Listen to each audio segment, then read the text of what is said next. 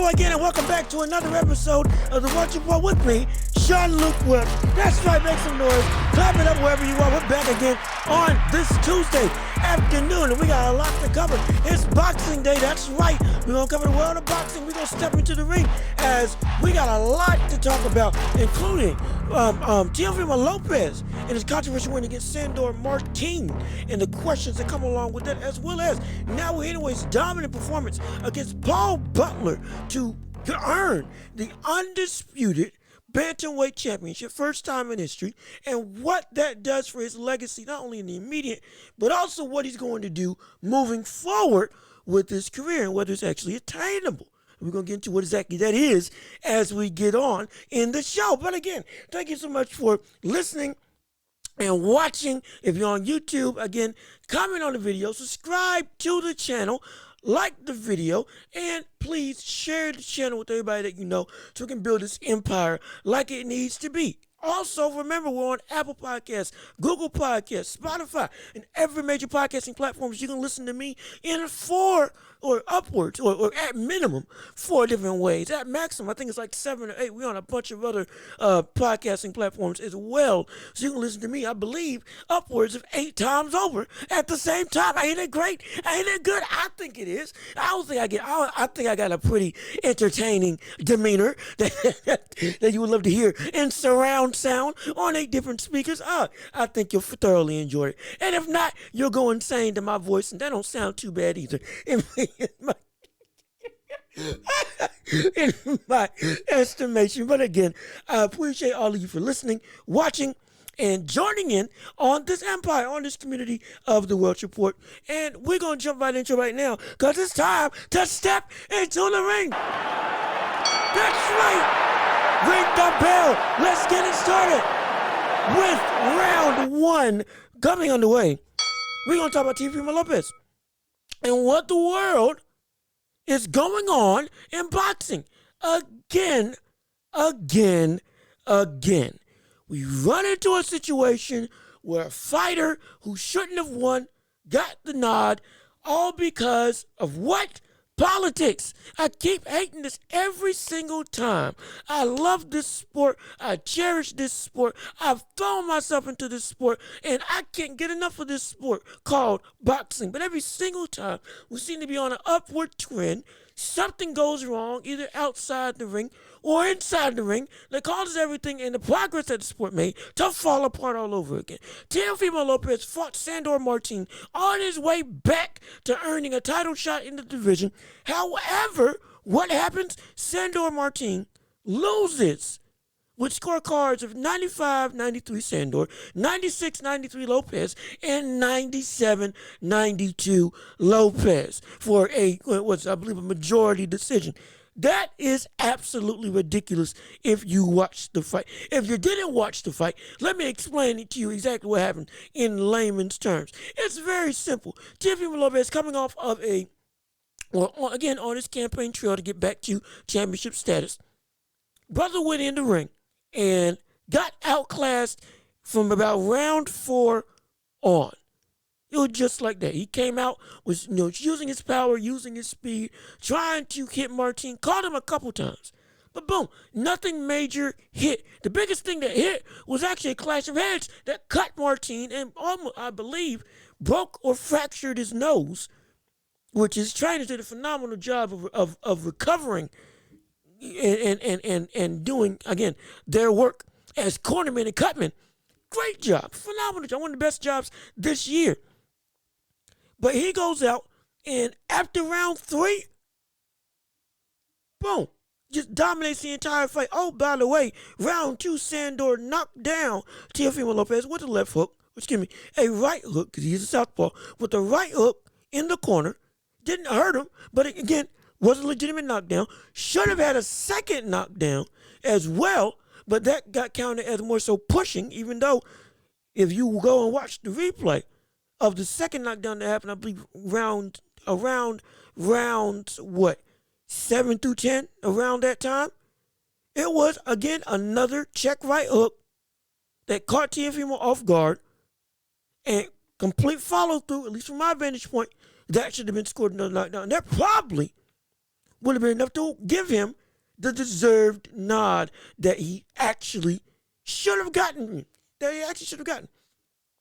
And so he outboxed him the entire night, scored what should have been 2 knockdowns, only got counted for 1, was slipping punches on a consistent basis, constantly using movement, head movement, feints, angles, and Teofimo Lopez had no answer. The entire night. Consistently, it was Teofimo was throwing and missing. Yes, by concubines numbers, he did have more punches landed. Sure. But he also threw nearly 400. And he only landed 91. Sandor threw 240, about 240, 250 punches, landed 77, 36% versus 24% from Teofimo Lopez. 91 punches landed from Lopez to 71 punches landed for Martin. But Martin's work was efficient, tight, effective, clean. Didn't need volume because it was all deliberate and precise. And constantly was countering on a consistent basis. Every time Teofimo Lopez tried to come in with his one shots or slight flurries on the ropes, slip, boom, boom, get out the way. Boom, lean, counter with the jab. Slip, counter with the jab. Slip, counter with the 1-2. Sometimes, southpaw, counter with the 1-2. It was beautiful. It was beautiful boxing from Sandor Martin that should have gotten him the W. He should be 41. He should have 41 wins on his record, not 40. He should be one step closer to a title, not Teofimo Lopez. That should not be the case. It should not be the case. Absolutely not. Lopez looked uncomfortable. Incredibly uncomfortable. And the reason being that he looked so very uncomfortable could be 2 things. One, as Devin Haney pointed out, as he tweeted early or at the end of the fight, that Teofimo Lopez has never been the same since Kambosos. In his words, Devin Haney's words, Kambosos ruined Teofimo Lopez. He's never been the same. To a degree, that's true. I'm not going to say that he ruined him. No, he did not ruin Teofimo Lopez. But what he did do is shake his confidence severely. And that's dangerous for any type of boxer. Kambosos and Teofimo Lopez, when they faced off against each other, Teo had been a powerhouse, a juggernaut, somebody that had all the intangibles and as well as all the tangibles, which were speed, power, instincts, IQ, natural IQ, something that at a level that many people have to, again, work to really try to hone and train. Not saying Teofimo didn't work, but you just saw it in the ring that it came naturally. Yes, he did have some flaws. Yes, he did have things that he needed to fix, absolutely, in his career, and still does. But you saw what the potential of him as a, again, top contender to legitimate champion could be. And he won the championship as well. Mind you, he beat Vasily Lomachenko when Lomachenko was deemed as the untouchable, the Matrix, to everybody in the division. A lot of people had him as one of the best in the world. Not me, but I had him top 3. And Vasily Lomachenko deserved that nod because of his ability, because of how quickly he became champion, and how dominantly he would beat anybody that came his way. He just couldn't be figured out. Teofimo Lopez did that.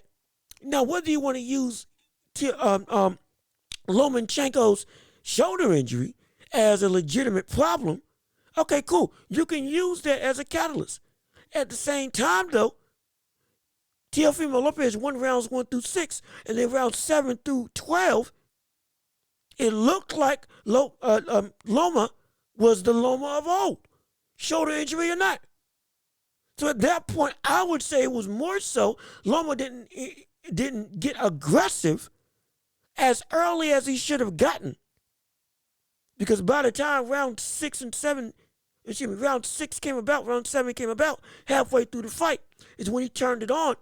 Teofimo had already won rounds 1 through 5, or 1 through 6. So, by the time he did turn on the gas pedal, and he won every round up until round 12 from that point on, then what happened? Well, round 12, anybody's grab. Whoever's going to be the aggressor wins this fight. And Teofimo Lopez became the aggressor. Just used his outright power and the fear of getting caught against Loma, and used his speed and just work rate and just a relentless attack to earn the nod and win the fight and win the championship. Boom. But it was the utmost confidence that you saw from Lopez. From the moment he turned pro up until that point, utmost confidence. Wasn't until Kambosos put him down in round 1 that all of a sudden things changed. All of a sudden, now, after that fight, Camp's been quieter, Dad's been quieter, he's been quieter, and a lot of things internally seem to not be where they used to be. Again, in this fight with Martin, physicals was still there, speed was still there, power was still there. But he lost the fight because of the fact, again, on one hand, he does not seem as confident as he used to be. You see visibly the desperation. In the past, against Kambosos, you can argue it was a lack of desperation. But now, you see more so, he knew he was getting outboxed. He saw he was getting outboxed. And was almost like, oh gosh, oh no, this can't be happening. Almost in disbelief. Not again is the best way to put it into terms. Not again is the way that he was feeling. The whole repeated cycle of, yo, am I being beat? Is this it again? What I feel like I don't even feel that I'm doing enough to win this fight.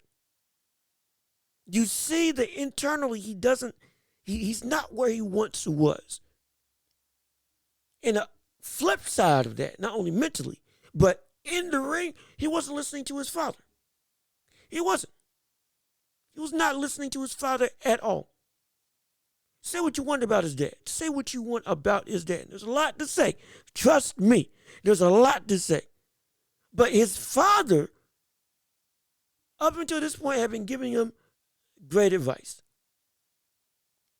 This fight was giving him great advice as well. Use the jab more consistently. Stop letting him track him out the corner. Cut off the ring. Stop letting him be able to escape. Once you see that he's trying to get somewhere, you cut him off. Force him back into a position where he's either right in front of you, right back where you want him to be, in the corner. Lead him to where you want him to go, rather than letting him just consistently be able to move, hop around the ring, and fight from the outside, and using his slick style. That's what he was trying to get him to do. And Teo never did it. Never did it. He would go in, shoot. He got ESPN kept on reporting as the fight was going on. His pops was giving him advice consistently, telling him what to do. Every time he came back into the corner, they kept yelling at him saying, why in the world aren't you doing what I'm telling you to do? His father was telling him, why in the world aren't you doing what I'm telling you to do? Consistently, the entire fight. And it's almost like the reason why he didn't listen is because of the fact that he doesn't believe in his father as much as he used to. Now, that seems like a big statement and a large stretch. Sure, one loss and all of a sudden everything's out the window in terms of respect for your coach. I'm not saying it's out the window, but I am saying it's waning. Mark Kriegel, who works, again, one of the reports for ESPN, a writer who hung around the camp a ton during leading up to this fight. And he's been in there multiple times beforehand in other fights as Teofimo Lopez was an up-and-comer. He himself was saying after the Kambosos loss, the aura and the atmosphere around the ring and the relationship between dad and son, trainer and fighter is different. It's not the same. It's not the same at all. All of a sudden, per his report, Mark Kriegel, Teofimo, or excuse me, Teofimo's dad, who is his coach, has lost the balance of power in the camp when it comes to Teofimo Lopez. He's not the end-all, be-all anymore. No longer is it his word, his Bible, in terms of what to do in the ring, in the eyes of Teo, in the eyes of the wider camp. Now, it seems like everything he's saying isn't hitting and getting on Teo and getting internalized by Teo in order for him to actually succeed. And that can be due to the loss. The loss of Kambosos, or rather the loss from Kambosos, affected everything that we're seeing up to now. Regardless of what you want to say about the gym videos that he puts out, workout pictures that he takes, training videos that he lets go to the media, regardless of any of that, internally, there is a different atmosphere amongst that camp in the Lopez family. It's the truth. And you can see it by his lack of response. And then you go to what happened after the fight, once he got the decision. Again, after him saying, doing the typical bravado, saying, oh, I got matched up with a runner, even though it wasn't a runner. I got matched up with a runner who didn't want to fight. Now we can move on and get somebody that actually will step into the ring. Again, saying that to cover up the fact that he just got cleanly outboxed by a slick, moving fighter who wasn't letting him connect, wasn't standing in front of him, because it'd be stupid to do that against somebody like Teo. Again, Sandor admitted that when Teo did land, it did hurt. And so what did he do? Do the successful tactic, or what should have been successful, of constant movement and constantly having Teo have to track him and have to cut off the ring, which he wasn't able to do, and have to hit a moving target that knows what's coming. And Teo couldn't do that. Woefully, he got the nod. Woefully, he won. It should be Lopez in the loss column. 2 losses on his record. Not Martin having a loss on his record. But Teo goes press afterwards with the ESPN interview, goes out and says, again, got matched up with the runner. Now I can fight somebody that actually wants to fight. Blah, blah, blah, all the vibrato of somebody who won, and typically what he's been doing. Then goes out, says he wants Kambosos, says he wants Haney, all that stuff. The typical stuff of who he wants to fight next. Said he'll fight Regis Prograis. Then, off mic, or rather, not in the immediate broadcast, camera gets put on him, and you see him say the words, "Do I still got it?"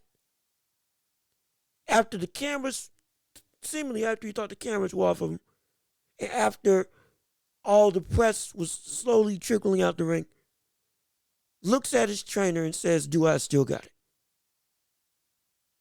That's what Timothy Bradley said this, and it's so true, on the broadcast. That's one of the realest things that he could have said. That's the best thing that he could have said for himself. Does he still have it? Questioning his ability. Now, normally you would say no. That's absolutely ridiculous. You don't want somebody questioning how good they are. And to that I say, yes, you do. The reason why is because now it showed to the world. One, he knows he didn't win that fight. He knows that he didn't deserve the nod. And he knows he got outboxed wholeheartedly. And he knows now that he's getting ready to slip into a plateau of where he can actually be in this world of boxing at this point in time. At his best, he can beat Loma. But right now, he's not fighting at his best. Right now, he took a loss, and right now, he's hit a wall. A major wall. The wall of progression. That wall of progression is a wall that many fighters hit when they get faced with adversity. When they feel that they should be further along at this stage in their career than they are, especially when they get tested by an opponent that they feel shouldn't be tested, or lose against an opponent that they feel that they should have just walked through. This is where though that seed of doubt comes into play, whether it's in themselves or whether it's against their coach and trainers or whether it's both. And right now it's both for Tio. Not only has he lost some confidence in himself, questioning his own abilities, but he's also now questioning, is the man that got me here still able to take me where I need to go? Or is it now that his word has only been gospel up until now, and it's time to find somebody else? Now I think he should stay with his dad, because his dad knows what he's doing. I think, and I know, and you should know, that Teofimo Lopez still has it in terms of as a fighter.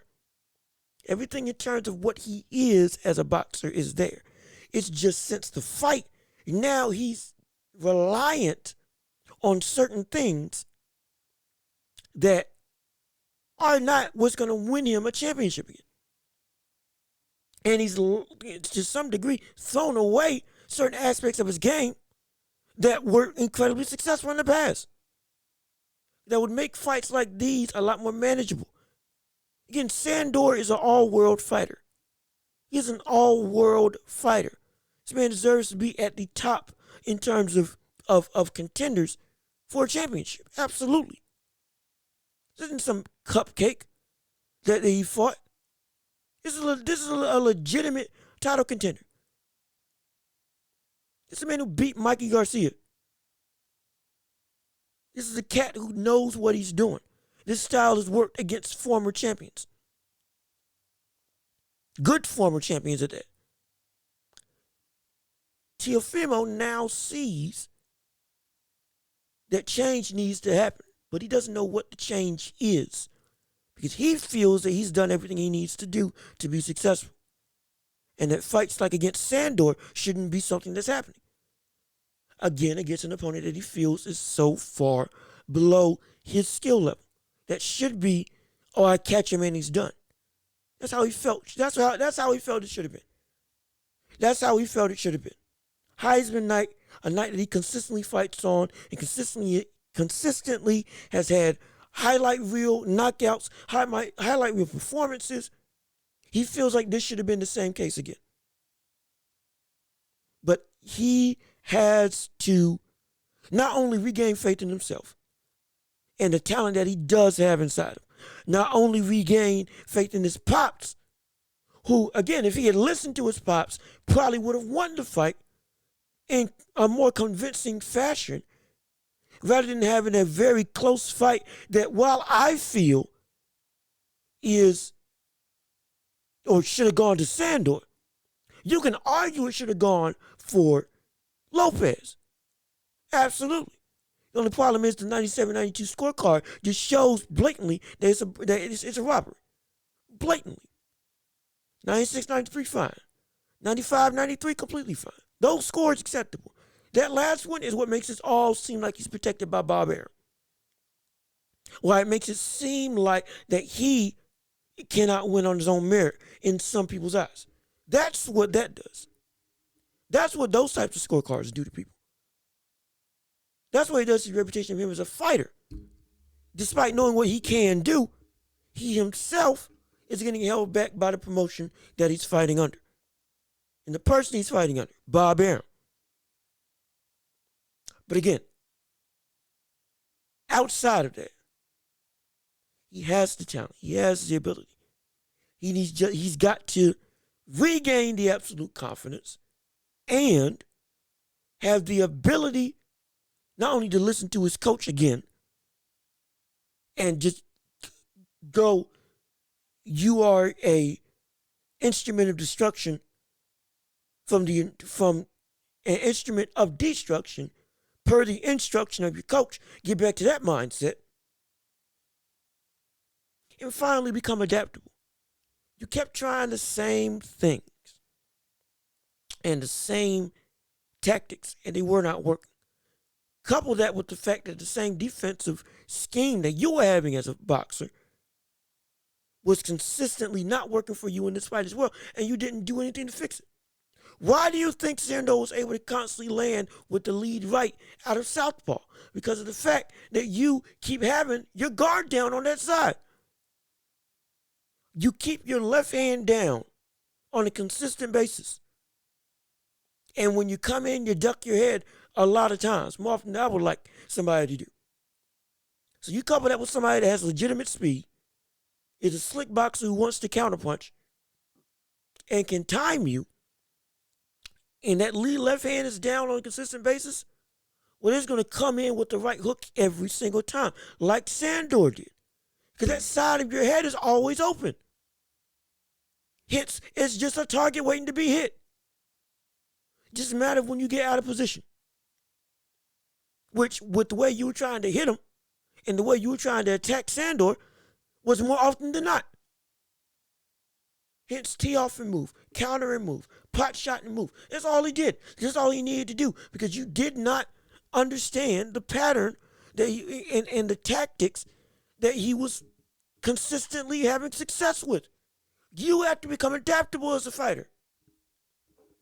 It happened against Kambosos when you didn't adapt, and it happened against Sandor when you didn't adapt. Kambosos was the outright aggressor, initiating the fight and throwing combinations while you were only throwing one punch. And against Sandor, constantly having your guard down on your left side, which is something you should have had fixed coming into the pros by like your fifth fight. It shouldn't still be happening now. It should not. And couple that with consistently being countered because you're lunging in, not having the discipline, that you run into the same problem. When you get into one mode of attack or one mode of game plan, Lopez has not had the ability since Kambosos, seemingly, to be able to adapt to what a fighter's doing if they're successful. That's the problem. You can win, but physical talent isn't going to be enough. And you all of a sudden not wanting to do what your coach is telling you to do isn't going to help either. All of those things are leading to why Lopez is having a lot of concern. A lot of concern. Because now, even your own hometown crowd was booing you. New York was booing you. That's supposed to be your spot. This is supposed to be your night. They were booing you. They were booing the decision. There weren't any big name cheers. No crescendos of glee and hooray. None of that. It was a lull for the majority of the fight because they were uneasy. Your own fans were uneasy because they saw that you were getting beat. And they know you got beat by the way they reacted when the decision got called and you got called the winner. They even boxing fans, you can say a lot of things about them. You really can. But one thing that they're not is stupid. They'll fanboy the kingdom come. But boy, when they feel that you lost, not robbed, but when they feel that you lost and you're their favorite fighter, they'll let you know. They will let you know. They won't let you off the hook. They won't. Because then they won't even be able to be loud. Because everybody around them knows that they got beat. They will be vocal in that, hey, this brother, he didn't do enough. He didn't. And Teofimo Lopez did not do enough. And now comes the fight of Regis Prograis, which he called out. Who most likely will be his next fight. That most likely will be his next fight. Regis Prograis.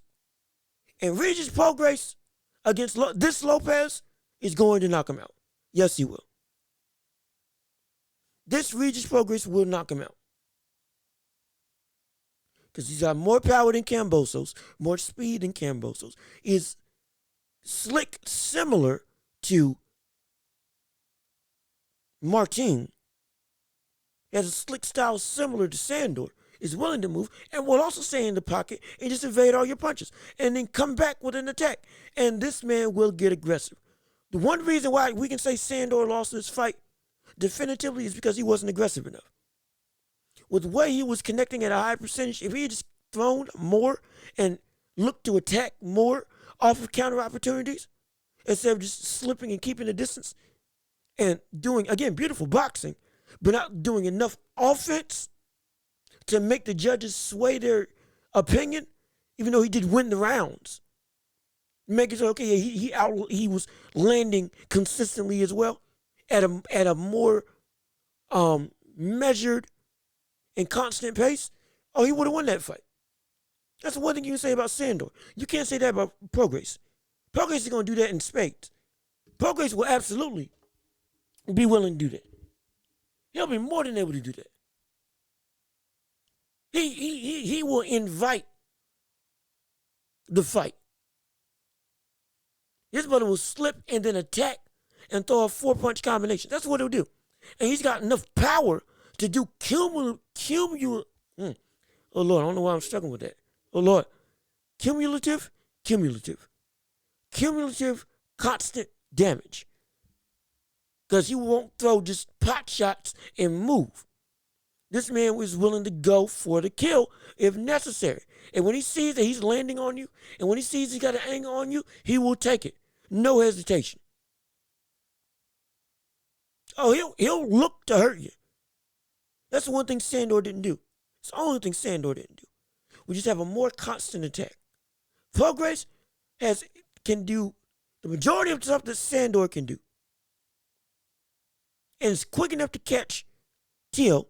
And if Teo got knocked down from Sandor off balance, you better believe that Prograis can do all that and more against Teofimo Lopez.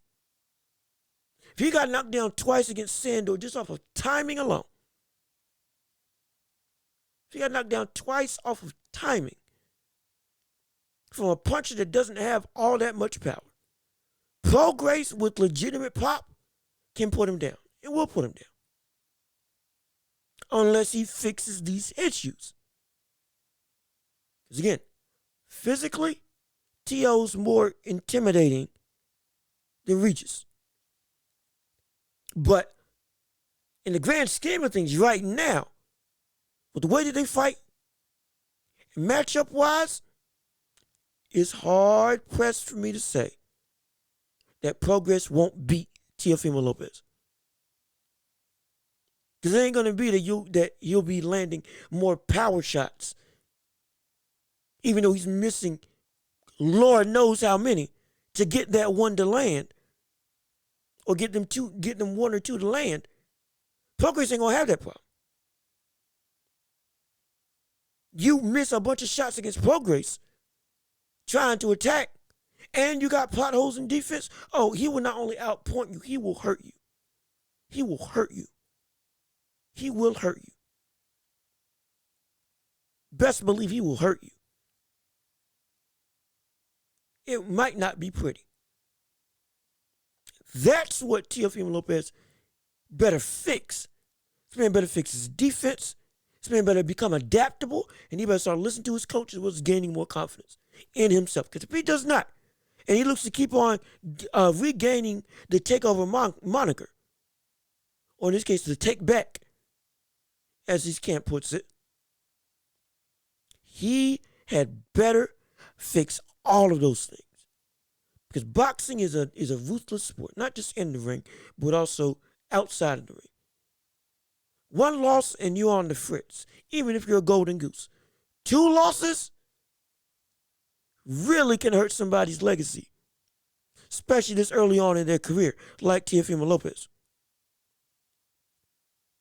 If you ain't got 20, 30 wins under your belt, and you lose twice, for many people, that's a death sentence. Even then, that's a death sentence.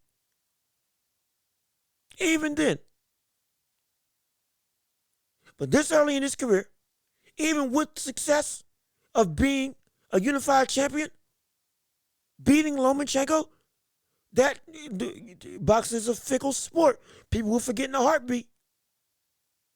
People will forget in a heartbeat. Forget all about it. Forget all about it. They'll see that what you are now, oh, this brother ain't nothing. against this level of competition, when he faced against them twice on a world level, brother can't get it done. He cannot get it done. That's what Teofimo Lopez is looking down the barrel of in terms of his future. He better use this as a wake-up call. And I'm glad. He posted a picture, he's back in the gym. He posted a picture, he's right back training. Fine. Phenomenal. Cool. Are you going to listen to your coach? And are you going to work to regain the confidence that you once had when you were going on that knockout tear? When you beat Lomachenko? When you said the takeover is complete and I'm here now? Questioning yourself is not always bad because it gives you a chance to prospectively find out why you are where you are, which everybody needs to do, especially in boxing. But it can also be the worst thing a boxer can go through because now if your confidence is gone, you don't even look for what you need to fix to change it. You just feel that, oh, this is what I am now. And it shows in the ring. And I don't want that for him. But that's exactly what can happen for him. It's exactly what can happen for him if he doesn't fix it, if he doesn't get it right. Because, man, I want to see him succeed. I do. Because when he succeeds and big-name boxers are at the top of their game, everybody wins, both the fans and the fighters. Fighters make more money. Fans get the more fights that we want. That's what I want. That doesn't change the fact that it falls on the shoulders of Lopez in this situation to understand that now that you won a robbery, you were on the other side of a robbery in terms of you were the one that benefited. And you know you lost. And you know people are going to hold it against you. Because of that, now it's up to you to put in the work to make sure that it doesn't happen again. To make sure that you don't go off of your name as the reason for why you're able to win. The cachet of times past and the hype of your name at this stage in your career cannot be the reason why you're winning fights. Especially close fights that many people say that you lost. Like with the one against Sandor Martin. Because now the mystique may be gone. You may not be able to use your name as the saving grace for, oh, it's Teo. He did enough to win. It's not the case no more. Now, you've been exposed by two boxers, outright beaten by one, and then gifted a robbery in many people's eyes to Sandor in a fight that you got outboxed and outclassed it. Really did. And because of that, now we're looking to see, or now the judge is going to be looking at you, no longer give you the benefit of the doubt if you're just throwing a lot of shots. It's not going to be the case anymore. It's not going to be the case anymore. And now you're going to have to actually start earning. Excuse me, let me not say start, because he has earned a lot of his wins. Absolutely.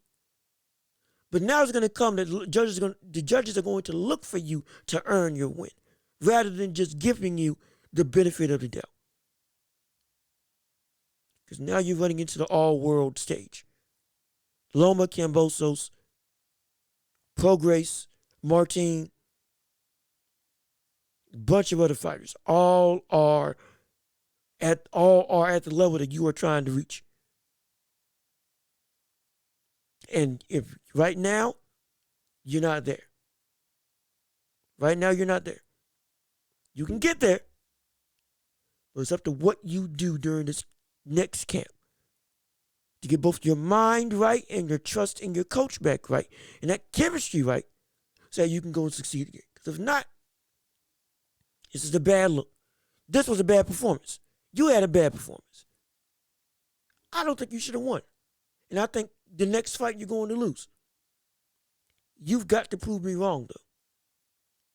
You've got to prove me wrong by your mentality and your work ethic and ultimately in the ring.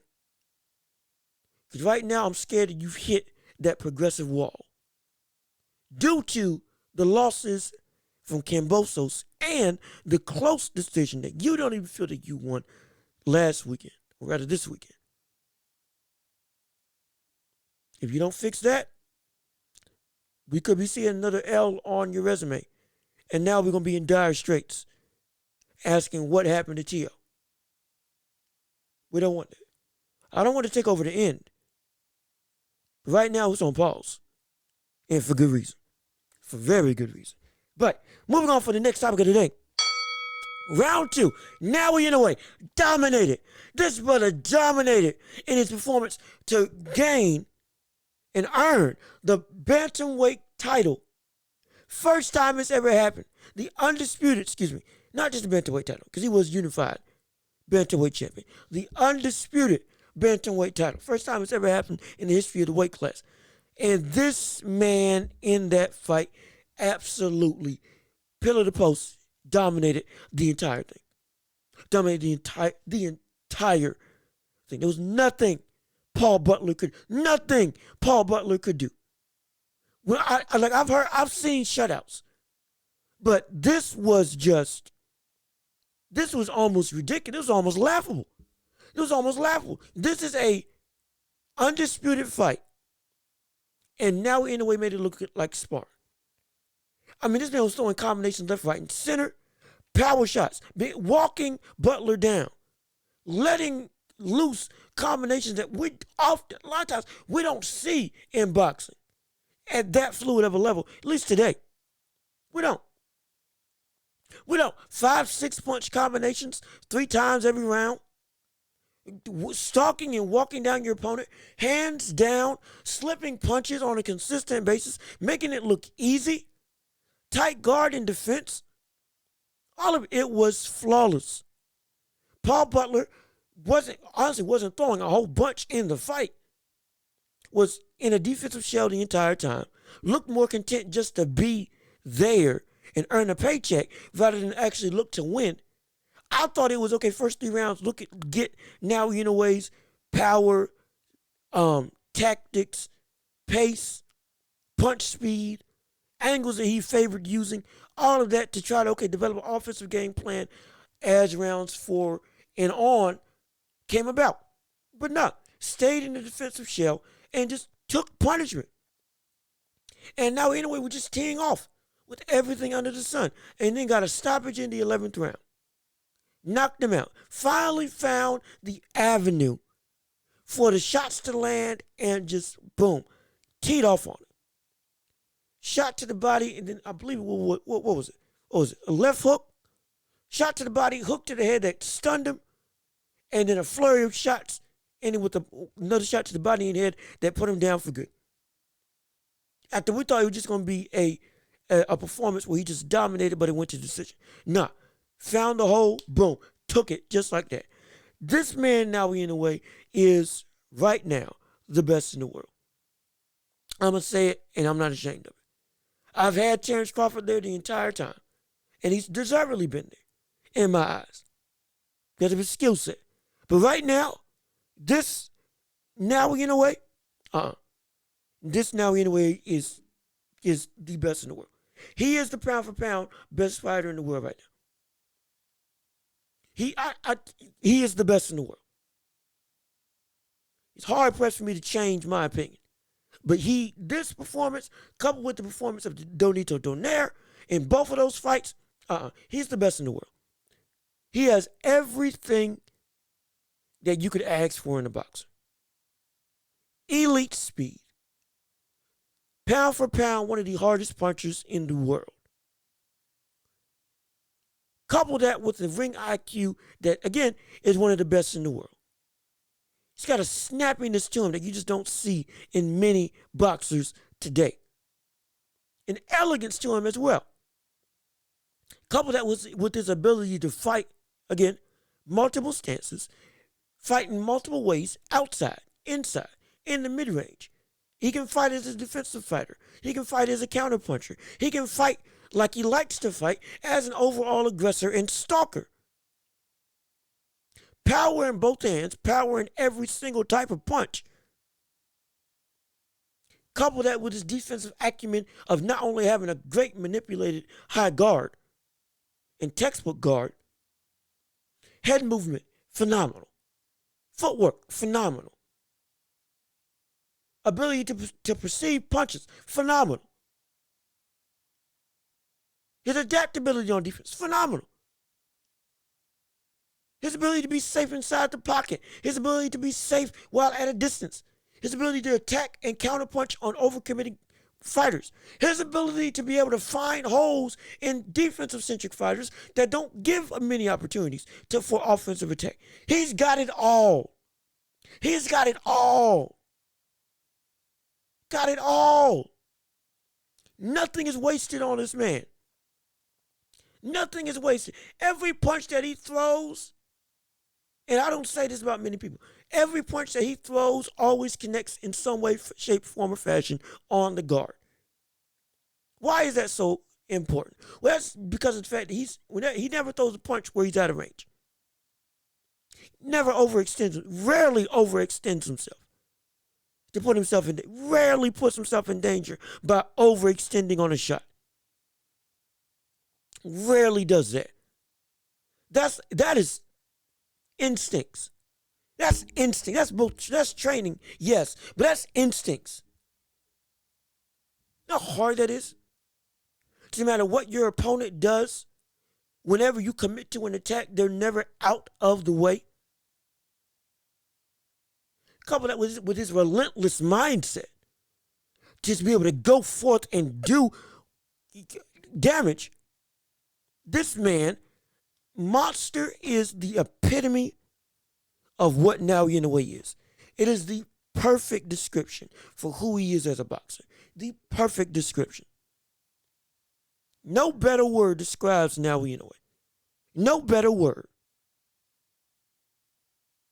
This man is everything that you want in a champion and everything you want in not only in a great fighter. He's on his way to becoming an all-time great fighter now that he's unified the bantamweight division. But this is greatness on a scale that, relative to everybody else, he may sit at the top.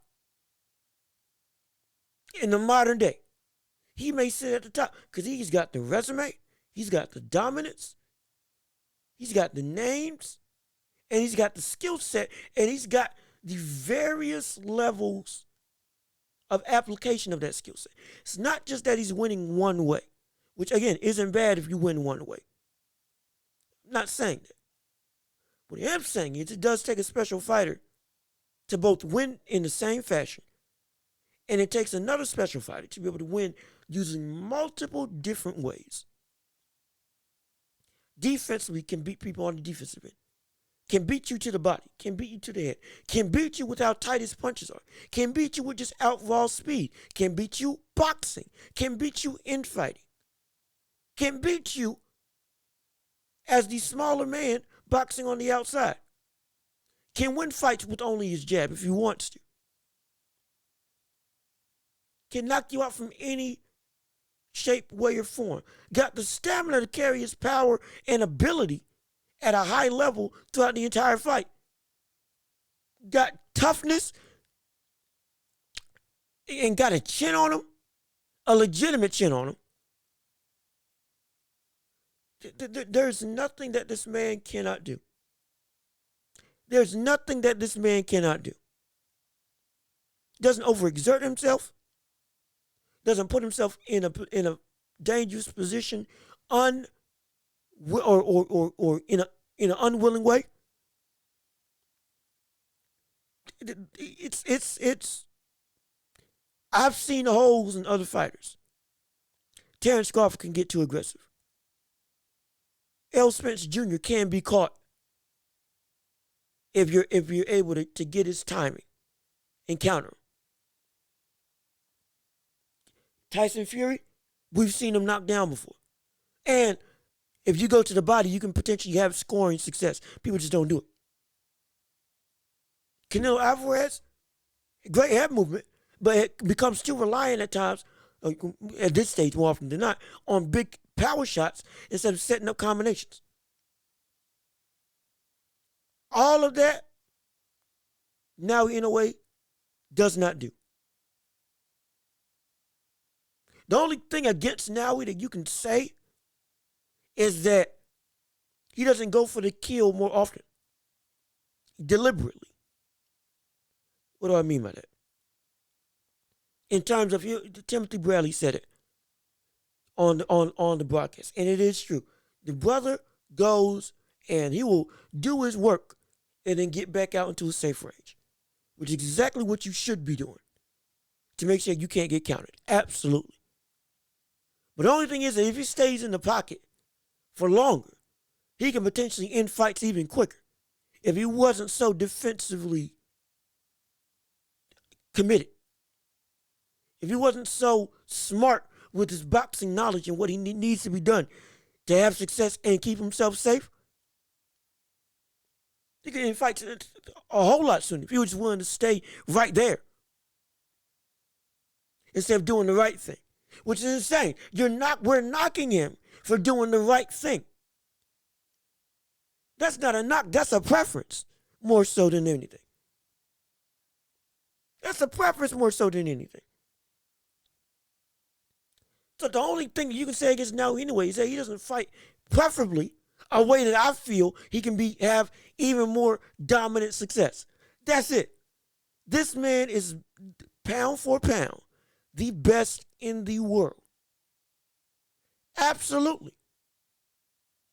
He's the best in the world. I got him 1, Crawford 2, Usyk 3. I'll put Errol Spence 4, Canelo Alvarez 5, Artur Benavidez 6, Tyson Fury 7, Artur Benavidez 8, Juan Francisco Estrada 9. Well, let me make sure. Let me make sure I didn't leave out Errol Spence Jr. Wait a minute now. Hold on now. Now we won. Make sure I'm reading this correctly before I got. Now we won. Terrence Crawford 2. Usyk 3. You know what? We'll flip it. Errol Spence 4.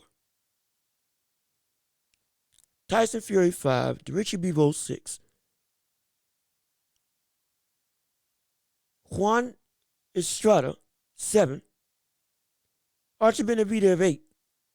And in 9 and 10, you can put who you want. But the point still stands. Head and shoulders above all of that. He is the best in the world.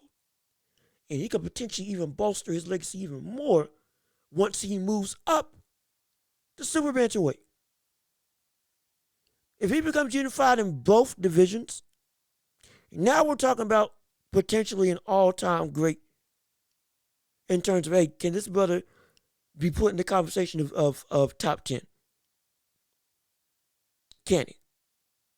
If he becomes undisputed in this same dominant fashion at super bantam as he was in bantamweight, lo and behold, if he moves up again and wins, doesn't even have to become undisputed. If he moves up a third time, just wins titles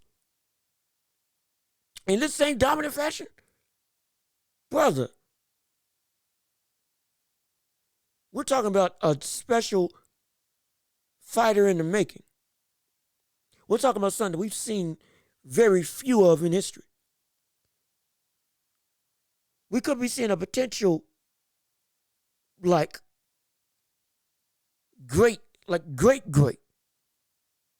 unfolding right in front of us. It's phenomenal what this man can do. And it's scary what this man can do. It's insane what this cat can do. And how every skill set that he has is on an elite top 10 level. Everything. Like I said, reflexes, instinct, power, speed, defense, offense, adaptability, angles. Can manipulate the guard. He can fight any way, shape, or form that you want him to fight. And it's effective. This man was doing the Roy Jones chicken pose in a unification fight. In an undisputed fight. He did the Roy Jones chicken pose, Ali shuffle, postured, right in front of Butler, had his hands down, walked him down for about 3 rounds straight without worrying about guarding. He played with him. You got to be special to get played with in an undisputed fight with this much historical significance in the division. First time it ever happened. Coupled with the opponent that he's fighting, his ability just to, again, toy with him, it's stupid. It's stupid in the best way possible. Never seen somebody bored in an undisputed fight. Never. Now, you know what? That's the first time. It's wild. It's wild. It's wild. This man can be that comfortable and that far ahead of the competition. He's able to do stuff like that in the ring. Bolo punches, putting his hands out, putting his hands up, walking himself back into a corner, back to the ropes to get Paul to throw punches. You don't see that from everybody else. You don't see that. Not in no undisputed fight. You don't see that. This man is something serious. But it's something special. Keep track on it. If you don't know his name, Naoya Inoue is his name. And he is a monster for a reason. And he is the best boxer in the world, regardless of anybody else.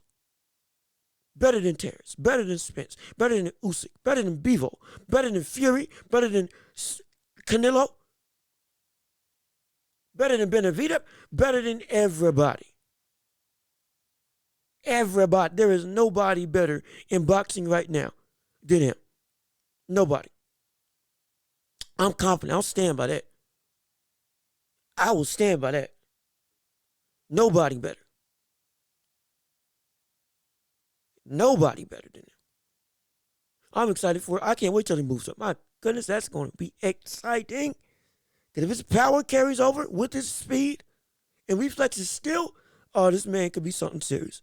This man could be something. Oh, man, he is a monster that I love to watch destroy everything in his path. It's going to be so exciting. I cannot wait to see it. But this has been another episode of The Watcher. Well, I've been your host, Jean-Luc Watch. Thank you so much for watching and listening. We've had so much fun. I've had so much fun on the show with you today. Please remember, like the video, comment your thoughts and your opinions, subscribe to the channel, and please, please, please share with everybody that you know. Also, make sure to give a follow on Spotify, Google Podcasts, Apple Podcasts, and every major podcasting platform. Give us 5 stars, rate us high, so we can get notified and get everybody to come out and listen and watch us so that we can build this empire together. Well, thank you all so much for listening. This has been another episode of What the What. I've been your Jean-Luc. Peace and love. We out of here.